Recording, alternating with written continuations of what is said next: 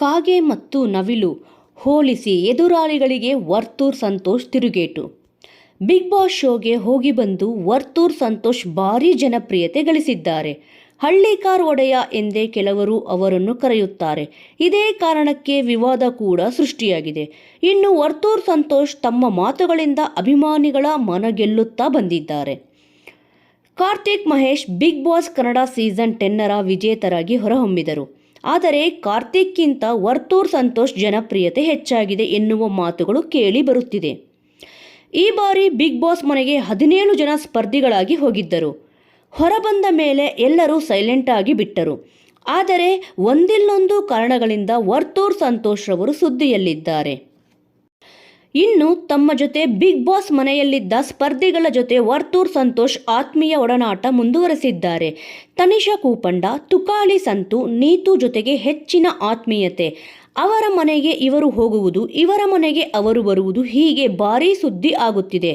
ಇತ್ತೀಚೆಗೆ ನೀತು ಅವರ ಹೋಟೆಲ್ಗೆ ವರ್ತೂರ್ ಸಂತೋಷ್ ಭೇಟಿ ನೀಡಿದ್ದರು. ನೀತು ಆತಿಥ್ಯ ಸ್ವೀಕರಿಸಿ ವರ್ತೂರ್ ಸಂತೋಷ್ ಯೂಟ್ಯೂಬ್ ಚಾನೆಲ್ಗಳ ಜೊತೆ ಮಾತನಾಡಿದ್ದಾರೆ. ಸಿನಿಮಾ, ರಾಜಕೀಯ ಹೇಗೆ ಸಾಕಷ್ಟು ವಿಚಾರಗಳ ಬಗ್ಗೆ ಪ್ರತಿಕ್ರಿಯಿಸಿದ್ದಾರೆ. ಇನ್ನು ವರ್ತೂರ್ ಸಂತೋಷ್ ವಿರುದ್ಧ ಕೆಲವರು ಆರೋಪಗಳನ್ನು ಮಾಡುತ್ತಿದ್ದಾರೆ. ಈ ಬಗ್ಗೆಯೂ ತಿರುಗೇಟು ನೀಡಿದ್ದಾರೆ. ರಾಜಕೀಯಕ್ಕೆ ಬರುತ್ತೀರಾ ಎನ್ನುವ ಪ್ರಶ್ನೆಗೆ, ನಾನು ರಾಜಕೀಯಕ್ಕೆ ಬರೋಲ್ಲ. ಯಾವುದೇ ಪಕ್ಷ, ಸಂಘದ ಜೊತೆ ಗುರುತಿಸಿಕೊಳ್ಳಲು ಇಷ್ಟವಿಲ್ಲ. ಜನರ ಸೇವೆ ಮಾಡಲು ರಾಜಕೀಯವೇ ಬೇಕೆಂದಿಲ್ಲ. ದೇವರ ಆಶೀರ್ವಾದ ಇದ್ದರೆ ಸಾಕು ಎಂದು ವರ್ತೂರ್ ಸಂತೋಷ್ ಅವರು ಹೇಳಿದ್ದಾರೆ. ತಮ್ಮ ವಿರುದ್ಧ ಆರೋಪಗಳ ಬಗ್ಗೆ ಮಾತನಾಡಿರುವ ವರ್ತೂರ್ ಸಂತೋಷ್, ನಾನು ಯಾರ ಬಗ್ಗೆಯೂ ಯಾವುದೇ ಆರೋಪ ಮಾಡಿಲ್ಲ. ನನಗೆ ನಾನೇ ಕಿಂಗ್, ನಾನೇ ಕಿಲಾಡಿ ಎಂದು ಹೇಳಿಕೊಂಡಿದ್ದೀನಾ? ಆದರೂ ಕೆಲವೊಂದು ಷಡ್ಯಂತ್ರ ನಡೀತಿದೆ. ಕಾಗೆ ಹಾಗೂ ನವಿಲಿನ ಬಗ್ಗೆ ಹೇಳುವುದಾದರೆ, ಹೇಸಿಗೆಯಲ್ಲಿ ತಿಂದು ಬಂದರೂ ಅದನ್ನು ಕಾಗೆ ಎನ್ನುತ್ತಾರೆ. ಆದರೆ ನವಿಲಿಗೆ ಪ್ರತ್ಯೇಕವಾದ ಸ್ಥಾನವಿದೆ ಎಂದಿದ್ದಾರೆ.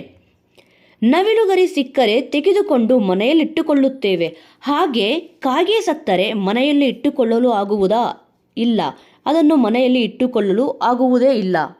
ಇಷ್ಟೇ ವ್ಯತ್ಯಾಸ. ಅವುಗಳ ಕೆಲಸ ಕಾಕ ಎಂದುಕೊಂಡಿರಬೇಕು. ಅರ್ಥ ಆಯಿತಾ? ನಾನು ಯಾರಿಗೆ ಹೇಳುತ್ತಿದ್ದೀನಿ ಅಂತ. ಅವುಗಳ ಕೆಲಸ ಅಷ್ಟೇ. ನಾವು ಹಾಕಿದ ಅನ್ನ ತಿಂದು ಮತ್ತೆ ನಮ್ಮ ಬಳಿ ಬಂದು ಕಾಕ ಎಂದುಕೊಂಡಿರುತ್ತವೆ. ಆದರೆ ನವಿಲು ನರ್ತನ ನೋಡಲು ಜನ ಕಾಯುತ್ತಿರುತ್ತಾರೆ. ಇಷ್ಟೇ ವ್ಯತ್ಯಾಸ. ಜೀವನದಲ್ಲಿ ನಾವು ಮತ್ತೊಬ್ಬರಿಗೆ ಮಾರ್ಗದರ್ಶನ ಆಗಬೇಕು, ಮತ್ತೊಬ್ಬರನ್ನು ಸಣ್ಣವರಾಗಿ ಮಾಡಬಾರದು ಎಂದು ವರ್ತೂರ್ ಸಂತೋಷ್ ಅವರು ಹೇಳಿದ್ದಾರೆ. ವೀಕ್ಷಕರೇ, ಈ ವಿಚಾರದ ಬಗ್ಗೆ ನಿಮ್ಮ ಅನಿಸಿಕೆ ಮತ್ತು ಅಭಿಪ್ರಾಯವನ್ನು ತಪ್ಪದೇ ಕಮೆಂಟ್ ಮೂಲಕ ತಿಳಿಸಿ. ಇನ್ನೂ ಇಂಟ್ರೆಸ್ಟಿಂಗ್ ಆದ ವಿಚಾರವನ್ನು ನೋಡಲು ತಪ್ಪದೇ ನಮ್ಮ ಚಾನೆಲ್ನನ್ನು ಸಬ್ಸ್ಕ್ರೈಬ್ ಮಾಡಿಕೊಳ್ಳಿ. ಮುಂದಿನ ವಿಡಿಯೋದಲ್ಲಿ ಮತ್ತೆ ಸಿಗೋಣ. ಜೈ ಶ್ರೀರಾಮ್.